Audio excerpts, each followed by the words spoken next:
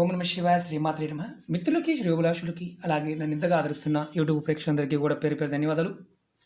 మిత్రులారా, మీ అందరికీ కూడా పరాదేవత ఎల్లవేళలా మీతో ఉండి మీ మనోవాంఛ నెరవేర్చాలని మనస్ఫూర్తిగా కోరుకుంటున్నాను. చాలామంది మిత్రులు మెయిల్స్లోను, కామెంట్స్లోను కాలసర్ప దోషం ఏంటంటే చెప్పండి, నివారణ ఉపాయాలు చెప్పండి చాలామంది అడగడం జరిగింది. నేను అంతకుముందు వీడియోలో కూడా చాలా తేలికైన తాంత్రిక ఉపాయాలు ఈ కాలసర్ప దోషం గురించి వివరించడం జరిగింది.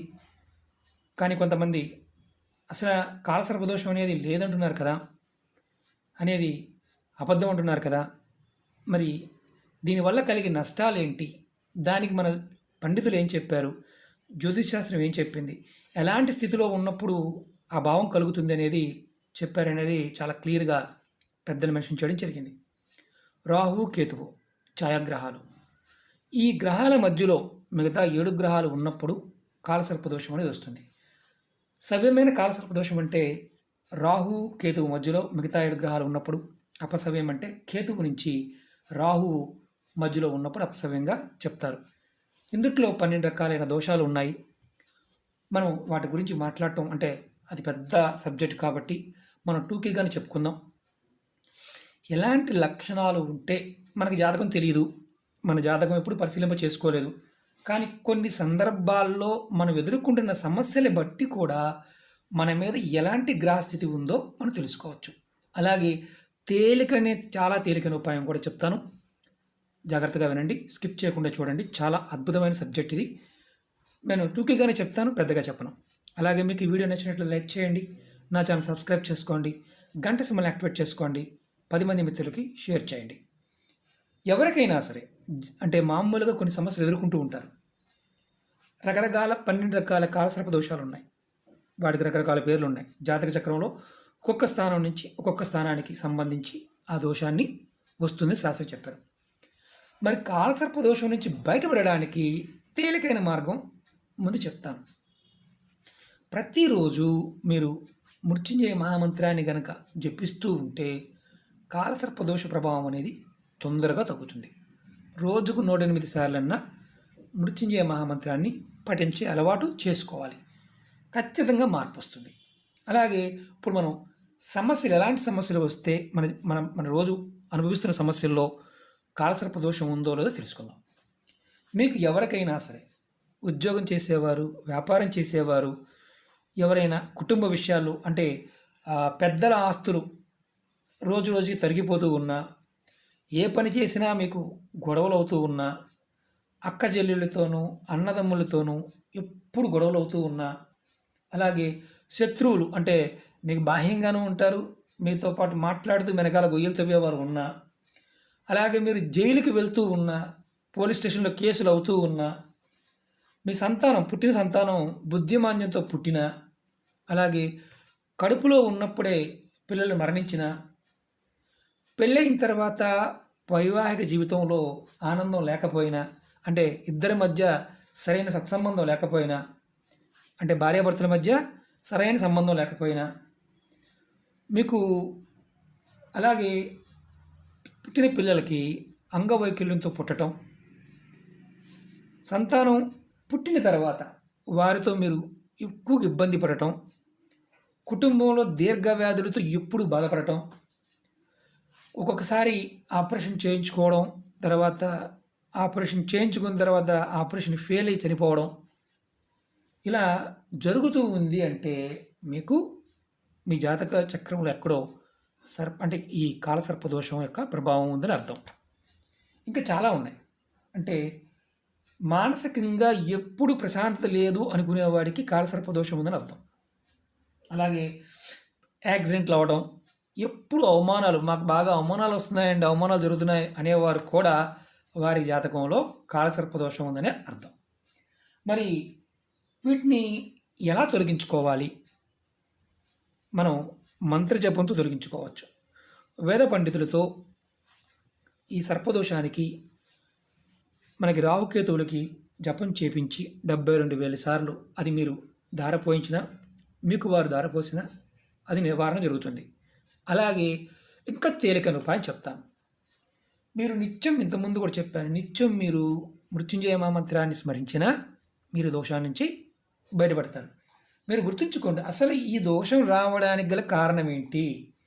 మన శాస్త్రం ఏం చెప్తుందంటే, మనందరం కర్మ సిద్ధాంతంలో ఉన్నాం కాబట్టి, మీరు పూర్వకర్మల్లో అంటే పూర్వజన్మల్లో మీకు ఏదైనా సరే పాములు చంపినా, అలాగే మంత్రతంత్రాలతో పాముల్ని అంటే ఇలాంటి విధానాలతో పాములను బంధించిన, అలాగే పాము పుట్టలు తవ్వి వాటి మీద ఇల్లు కట్టుకున్న ఈ నాగదోషం అనేది వస్తుంది, ఆటోమేటిక్ వస్తుంది.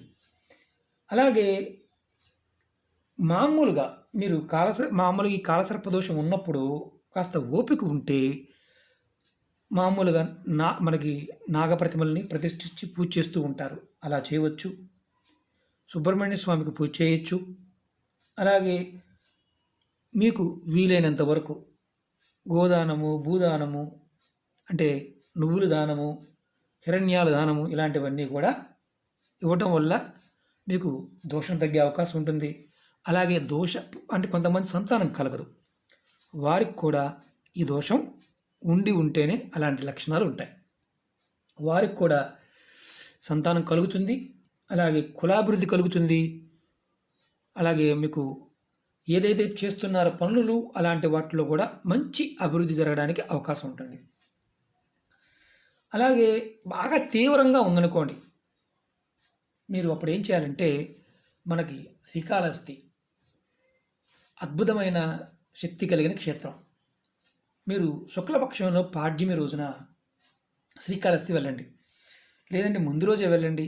అక్కడ నిద్ర చేయండి, క్షేత్రం దగ్గర నిద్ర చేయండి. సూర్యోదయానికంటే ముందు ఫస్ట్ స్వామివారిని అంటే మనం ఈ పూజ చేయించుకోవడానికి ముందు అక్కడ భూగర్భ వినాయకుడు ఉంటారు, బావిలో వినాయకుడు ఉంటారు. ఆయన దర్శనం చేసుకొని స్నానం చేసి ఆయన దర్శనం చేసుకొని తర్వాత ఈ రాహుకేతు పూజ చేయించుకొని ఆ తర్వాత అయ్యవారిని, శివభగవాన్ని, అమ్మవారిని దర్శనం చేయండి. మీరు ఖచ్చితంగా ఆటోమేటిక్గా 2 నెలల్లోనే ఎదుర్కొంటున్న సమస్యల నుంచి బయటపడతారు. ఇది శుక్లపక్షంలో పాడ్యమి రోజు చేస్తే ఇది చాలా తేలికైంది. ఎందుకంటే మీరు పూజ చేయించుకొని భగవంతుని దర్శనం చేసుకుంటే చాలు. శివభగవాన్ అంటే మనం ఈశ్వరుని దర్శనం చేసుకున్నా మనం బయటపడతాం. మనం అక్కడ దాకా వెళ్ళలేం. ఏదైనా ఇంకేమైనా చేయవచ్చా? చాలా తేలికైన ఉపాయం, 6 ముఖాల రుద్రాక్ష. ముఖం అంటే ఇలా గీతలుగా ఉంటే ముఖం అంటారు. ఇవి 20 రూపాయల నుంచి, పెద్దవైతే కాస్త ఎక్కువ రేటు ఉంటుంది. ఎక్కడైనా దొరుకుతాయి, పూజా వస్తువులు అమ్మే షాపులు ఎక్కడైనా దొరుకుతాయి 6 ముఖాల రుద్రాక్ష.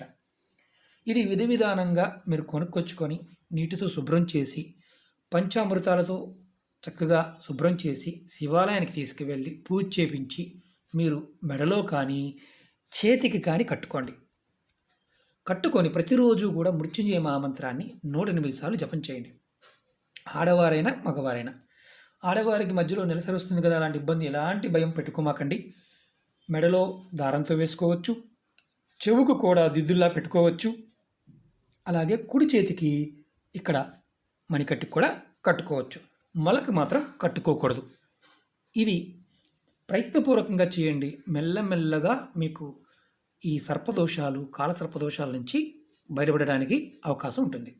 అలాగే మీరు చూస్తున్నారు, ఇది కడియంలా కనిపిస్తుంది కదా, ఇది ఏనుగు తోక వెంట్రుకతో చేసిన బ్రాస్లెట్. మీకు ఏనుగు తోక వెంట్రుక దొరికితే కనుక ఉంగరంగా కానీ లేదా కడియంగా కానీ చేసుకొని ధరిస్తే ఖచ్చితంగా మీకు కాలసర్పదోషం నుండి బయటపడడానికి అవకాశం ఉంటుంది. ఇది కొంచెం కాస్ట్లీదే, దొరకడం కూడా కష్టమే. ఎందుకంటే మీకు ఈ బంగారం వస్తువులు అమ్మే వారిని అడిగితే వారి దగ్గర ఇవి తెప్పించి చేస్తూ ఉంటారు. శ్రీలంక నుంచి, బర్మా నుంచి, అలాగే మనకి థాయిలాండ్ నుంచి, అటు నుంచి కూడా తెప్పిస్తూ ఉంటారు, ఆఫ్రికా నుంచి కూడా తెప్పించి ఇస్తూ ఉంటారు. కాబట్టి ప్రయత్నం చేయండి, ఖచ్చితంగా మీరు దోషాన్ని నుంచి బయటపడతారు. ఇవి తేలికైనవి, ఇంకా చాలా పెద్ద పెద్ద ఉపాయాలు ఉన్నాయి. ఒక్కొక్క దోషానికి ఒక్కొక్క పరిహారం ఉంది, అది చాలా పెద్ద సబ్జెక్టు. ముందు రోజుల్లో సమయం ఉన్నప్పుడల్లా ఆ విషయాన్ని కూడా చెప్తాను. ఇది తేలికైంది కాబట్టి చెప్పాను.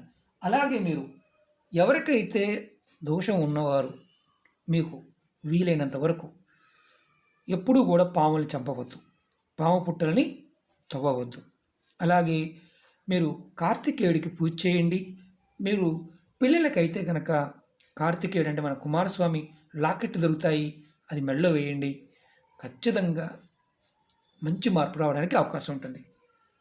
సంతానం కలగని వారు కూడా మీరు ఈ ఉపాయాన్ని చేయవచ్చు, ప్రయత్నించండి. చాలామంది చెప్తూ ఉంటారు మేము చేస్తున్నామండి కలిసి రావడం లేదని. సమయము బాగా గుర్తుంచుకోండి, తంత్రంలో సమయము, సందర్భము, విధానమే ఇంపార్టెంట్. ఈ రుద్రాక్ష పెట్టుకోగానే మీకు ఇమ్మీడియట్గా అంటే ఒక్క రోజులోనూ మార్పు రాదు. ఇది పూజ చేయించుకొని శుద్ధి చేసుకున్నప్పుడు మాత్రమే ఫలితం వస్తుంది. ఓకే మిత్రులారా, మీకు ఈ వీడియో నచ్చినట్టు లైక్ చేయండి, నా ఛానల్ సబ్స్క్రైబ్ చేసుకోండి, గంట సమయం యాక్టివేట్ చేసుకోండి, 10 మంది మిత్రులకి షేర్ చేయండి. ఓం నమః శివాయ, శ్రీమాత్రే నమః.